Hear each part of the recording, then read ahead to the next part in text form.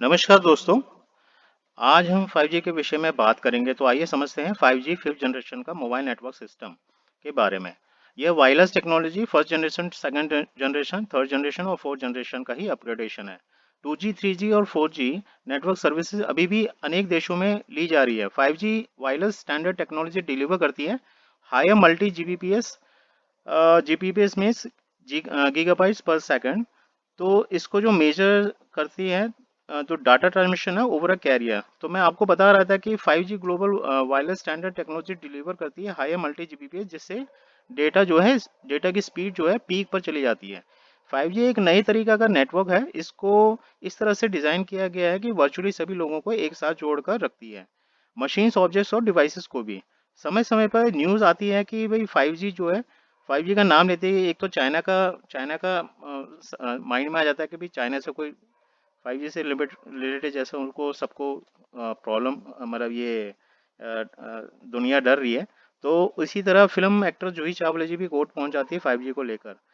तो इस तरह से बातें आजकल चल रही हैं। तो 5G, इतनी इतनी सारी बातें होती है 5G के बारे में, तो मैंने सोचा कि भाई कि ये 5G का मालिक कौन होगा। उसी से पूछते हैं कि सारी जानकारियां उसी से लेते हैं। तो ऐसा माना जाता है कि 5G एक मेजर इकोनॉमिक ड्राइवर है, जिसके यूज़ होने से नई नई इनोवेशन होगी, न्यू इंडस्ट्री, प्रोडक्ट, सर्विसेज और न्यू जॉब क्रिएट होगी। इस तकनीक को अमल में लाने के लिए इकोनॉमी और रिकवरी भी समय से पहले ही हो जाएगी। विशेषता कोविड 19 पैंडेमिक से हुए इकोनॉमिक को नुकसान की भरपाई के लिए तेजी से कर सकते हैं 5G के टेक्नोलॉजी को इस्तेमाल करके, और प्रॉस्पेरिटी आ सकती है। तो 5G की तकनीक से इंडस्ट्री पर असर पड़ता है। ये 5G से क्या होता है कि नए नए प्रोडक्ट्स का निर्माण तेजी से होता है और इंडस्ट्रीज की रेवेन्यू भी बढ़ोतरी होती है। तो 5G से इतना कुछ होगा, तो इसका ओनर कौन है, पता करते हैं। दोस्तों, 5G का मालिक कोई नहीं है। कोई भी कंपनी दावा नहीं कर सकती कि वो 5G की होलसेल ओनर है। और वो इसलिए क्योंकि क्योंकि डिफरेंट डिफरेंट कंपनीज जो हैं इस पे काम कर रही है, बहुत सारी कंपनियां काम कर रही हैं और इस मोबाइल इकोसिस्टम के भीतर, और कईयों को महारत हासिल हो रखी है। इसीलिए किसी भी एक कंपनी कहे कि सब कुछ जो है उसी ने कर रखा है, तो ये कहना गलत होगा। फिर भी 5G की जो टॉप कंपनीज हैं लगातार वायरलेस टेक्नोलॉजी पे काम कर रही हैं, क्योंकि टेक्नोलॉजी का मतलब ही होता है कि skills, method and process use to achieve goals in a continuous form. तो जो कंपनी 5G वायरलेस में दबदबा रखती है, वो कंपनीज है जैसे कि क्वालकॉम। दोस्तों, क्वालकॉम जो है, ये है अमेरिकन मल्टीनेशनल कॉरपोरेशन कंपनी है, और इसके हेडक्वार्टर्स सैन डिego, कैलिफोर्निया और डेलावेयर में स्थित है। दूसरे में आती है जी वावे। वावे जो है, ये चाइना से बिलोंग करती है, और इसके हेडक्वार्टर जो है शिनचैन गुआंगडोंग में है। और ये जो है 1987 में फाउंडेड, मतलब ये इसका कंपनी की शुरुआत हुई थी। तीसरा जो है सैमसंग है। ये साउथ कोरिया से बिलोंग करती है और ओरिजिनली फाउंडेड हुई थी as a grocery trading store के रूप में। तो ये काफ़ी पहले हो गई थी 1938 में, लेकिन जो इसके इलेक्ट्रॉनिक बिजनेस में ये आए थे 1969 में। चौथा जो है वो है नोकिया। नोकिया जो है, ये बिलोंग करती है फिनलैंड कंट्री से। और हम फिर ये आ गया पांचवा हम बात करेंगे एलजी से। एलजी भी जो है इस 5G टेक्नोलॉजी में इसमें काम कर रही है, और बहुत मतलब अच्छा काम कर रही है इसमें भी ये। और ये साउथ कोरियन कंपनी है, इलेक्ट्रॉनिक कंपनी है। छठी हम बात करेंगे एरिक्सन की। एरिक्सन ये बिलोंग करती है स्वीडन कंट्री से। और दोस्तों, एरिक्सन की खास बात यह है कि एरिक्सन ने ही ब्लूटूथ टेक्नोलॉजी इन्वेंट की थी, और एरिक्सन होल्ड करती है लगभग 49,000 ग्रांटेड पेटेंट्स। 2019 तक का रिकॉर्ड है ये, इंक्लूडिंग मैनी वायरलेस कम्युनिकेशन जो है, इसमें भी इनको महारत हासिल हो रखी है। और इसके बाद आता है जी आपका सेवन जो कंपनी है, वो जी टी है, ZTE। इसको प्रोनाउंसिएशन करेंगे GT। तो जीटी इस चाइना से बिलोंग करती है। ये चाइना की मल्टीनेशनल टेलीकम्युनिकेशन इक्विपमेंट कंपनी है। फिर आता है जी एट्थ में जो है कंपनी ऑरेंज। ऑरेंज ये बिलोंग करती है फ्रांस से, और पहले इसको फ्रांस टेलीकॉम ऐसे कहते से जाना जाता था। फिर नौवीं कंट्री, नाइन्थ कंपनी है वो वेरिकॉन है, ये बिलोंग करती है यूनाइटेड किंगडम से, और वेरिकॉम सिस्टम लिमिटेड के नाम से जाना जाता है, और electronic inspection and monitoring instrument manufacturing industry company है ये। फिर जो 10वें नंबर पे आती है वो AT&T है, ये अमेरिकन कंपनी है, इसको पहले American telephone and telegraph company के नाम से जाना जाता था। उसके बाद जो जो 11th है वो NEC है, NEC corporation. NEC corporation Japan country से बिलोंग करती है, ये कंपनी 1899 में एस्टेब्लिश हो गई थी और 5G पे अच्छा काम कर रही है अब। फिर उसके बाद 12th जो है सिस्को है, सिस्को सिस्टम भी एक अमेरिकन कंपनी है जो ऑपरेट करती है वर्ल्ड वाइड और पहचानी जाती है अपनी कंप्यूटर नेटवर्किंग प्रोडक्ट्स को लेकर। तो दोस्तों भारत की बात करें तो 5G टेक्नोलॉजी में भारतीय कंपनी भी पीछे नहीं है। Stellite technology limited, Wipro, TCS मुख्यतः इस पर काम कर रहे हैं 5G टेक्नोलॉजी पर, और काफ़ी आगे चल रहे हैं अभी, मतलब उनके R&D रिसर्च एंड डेवलपमेंट जारी है। इसके बाद जो इंडियन जो कंपनी है ये स्टेलाइट टेक्नोलॉजीज, ये रैन पे काम कर रही है। रैन होता है रेडियो एक्सेस नेटवर्क का जो इकोसिस्टम होता है, उससे 5G डिप्लॉयमेंट के लिए काम में लाया जाता है। उसके बाद दोस्तों ये जो मैं बताना चाहूँगा स्टेलाइट टेक्नोलॉजीज जो इंडियन कंपनी है, तो ये जो है ऑप्टिक फाइबर केबल बनाने वाली इंडिया की टॉप कंपनी है, और दिसंबर में इन्होंने 3 प्रोडक्ट लॉन्च किए थे, ये सभी 5G से रिलेटेड हैं। तो 5G में जानकारी रखने वाले कहते हैं कि भाई 5G से कि सबसे ज़्यादा जिन कंपनीज को लाभ होगा, इंडियन कंपनीज को जिनको लाभ होगा 5G से रिलेटेड जो टेक्नोलॉजीज में उनके जो प्रोडक्ट्स या जो भी उनके निकलेंगे प्रोडक्ट्स, तो जैसे कि TCS टाटा कंसल्टेंसी सर्विसेज है, विप्रो और स्टेलाइट टेक्नोलॉजी, इन तीनों कंपनी को मैक्सिमम फायदा होगा, मैक्सिमम प्रॉफिट होगा। तो इन कंपनीज ने एकेडमिक्स, क्योंकि अभी इनके जो रिसर्च एंड डेवलपमेंट चल रही है इन्होंने पार्टनरशिप भी कर रखी है। जैसे कि भाई जैसे एकेडमिक्स इंस्टीट्यूशन के साथ इन्होंने पार्टनरशिप कर रखी है, और telecom companies, other telecom companies के साथ, और ग्लोबल टेक्नोलॉजी पार्टनर के साथ पार्टनरशिप कर रखा है। और जो रिसर्च एंड डेवलपमेंट चल रहा है वह नेटवर्क को आकार देना, सर्विसेज सूट्स हो गया, सपोर्ट्स हो गया, इन पे काम चल रहा है। जैसे कि 5G बेस्ड टेलीकम्युनिकेशन की एक डिजिटल ट्रांसमिशन पर एक तरह के मेथड पर जो डिजिटल के सिग्नल्स को व्यवस्थित करता है, मतलब उनको एनकोडिंग, ये एनकोडिंग करता है इसमें। तो दोस्तों ये मल्टीपल कैरियर फ्रीक्वेंसी पर काम करता है। तो हम सभी मोबाइल का यूज़ किए बिना जैसे कि हम सभी मोबाइल का यूज़ किए बिना नहीं रह सकते, लाइफ का भी एक पार्ट है। तो जानते हैं कि कब कब इस टेक्नोलॉजी से लोगों का जीवन में परिवर्तन आता चला गया।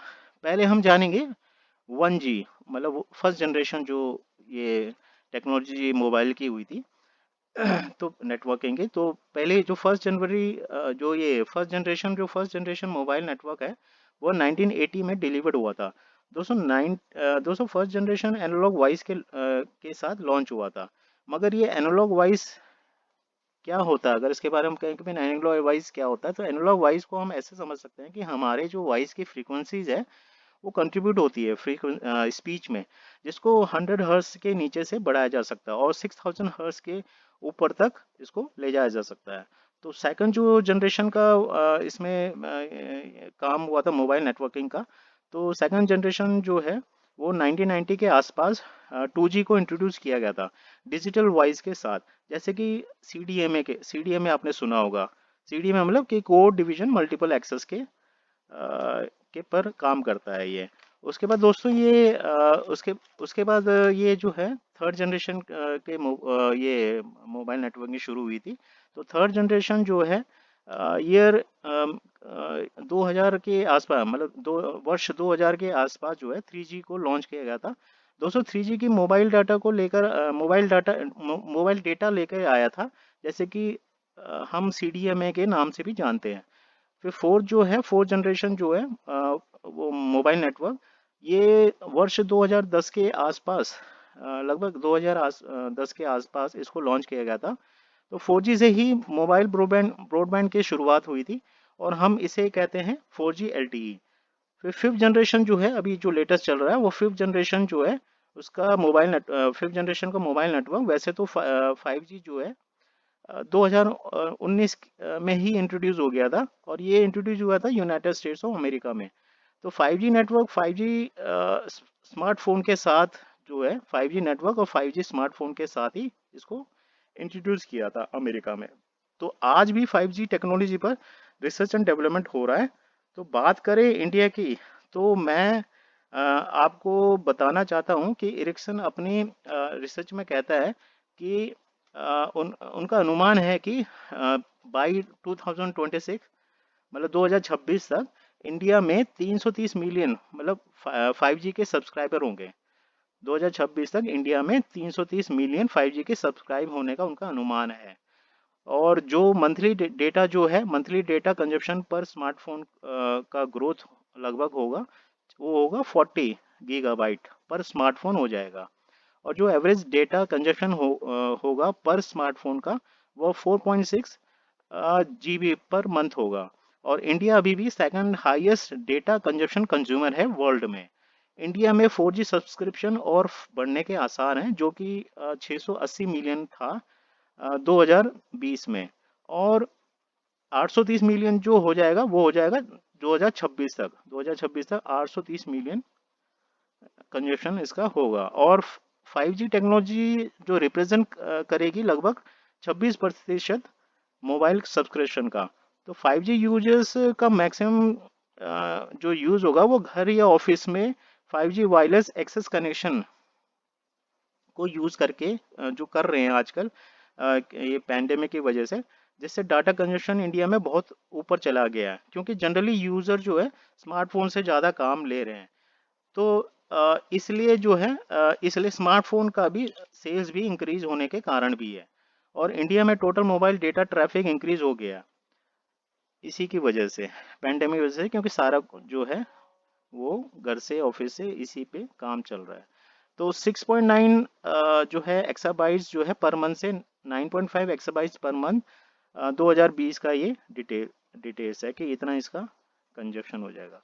और अब ये अनुमान लगाया जा रहा है कि ये इंक्रीज होगा 4 टाइम्स, मतलब 4 गुना जो है 41 एक्साबाइट्स पर मंथ तक पहुंच जाएगा 2026 तक।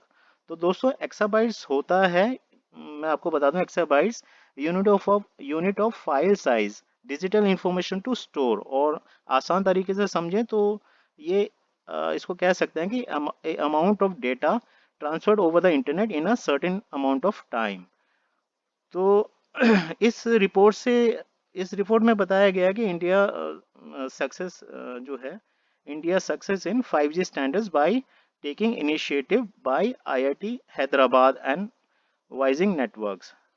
तो ये रिपोर्ट ये मैं आपको डिस्क्रिप्शन में इसका लिंक दे दूंगा, आप उसमें भी पढ़ सकते हैं। तो इसका जो ये जो जिन्होंने ये आर्टिकल लिखा है वो किरण कुची पीएचडी हैं, dean of research eight IIT Hyderabad. और ये 5G third generation partnership project जो है, जिसे हम शॉर्ट में कहते हैं 3GPP, ग्लोबल फोरम पर डेवलप हो रहा है।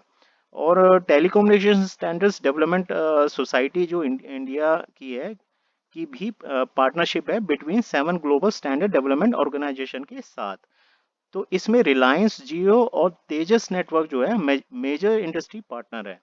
तो दोस्तों अब समझते हैं कि 5G से होने वाले रिस्क ह्यूमंस, एनिमल्स और क्लाइमेट पर इसका क्या प्रभाव है।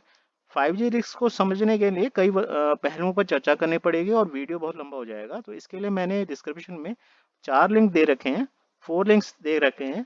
तो आप जो है ये 5G रिस्क को समझने के लिए आपको, जब आप इसमें लिंक पे जाएंगे, इसमें पढ़ेंगे, तो आपको बहुत ही इंटरेस्टिंग फैक्ट्स का पता चलेगा। तो पहला लिंक जो मैंने इसमें नीचे डिस्क्रिप्शन में दिया है वो डॉक्टर इथिन सीजल का डाला हुआ है। तो ये है पीएचडी एस्ट्रोफिजिक्स में, ये यूएस के प्रोफेसर हैं, वहाँ कई कॉलेजेस में पढ़ाया है। तो आप इनके लिंक पे भी आप डिटेल्स पढ़ सकते हैं। और सेकंड जो मैंने लिंक दिया है वो वर्ल्ड हेल्थ ऑर्गेनाइजेशन का है। और वर्ल्ड हेल्थ ऑर्गेनाइजेशन इस पे क्या बात करती है, आप उस पर भी पढ़ना। और बीबीसी थर्ड जो लिंक है वो बीबीसी हिंदी में है, आप उस पर जा सकते हैं। और एक मैंने फोर्थ लिंक जो दे रखा है वो DW Germany international broadcast channel का लिंक दे रखा है। तो दोस्तों मिलते हैं नेक्स्ट वीडियो में एक नए टॉपिक के साथ। तब तक के लिए goodbye and have a wonderful day.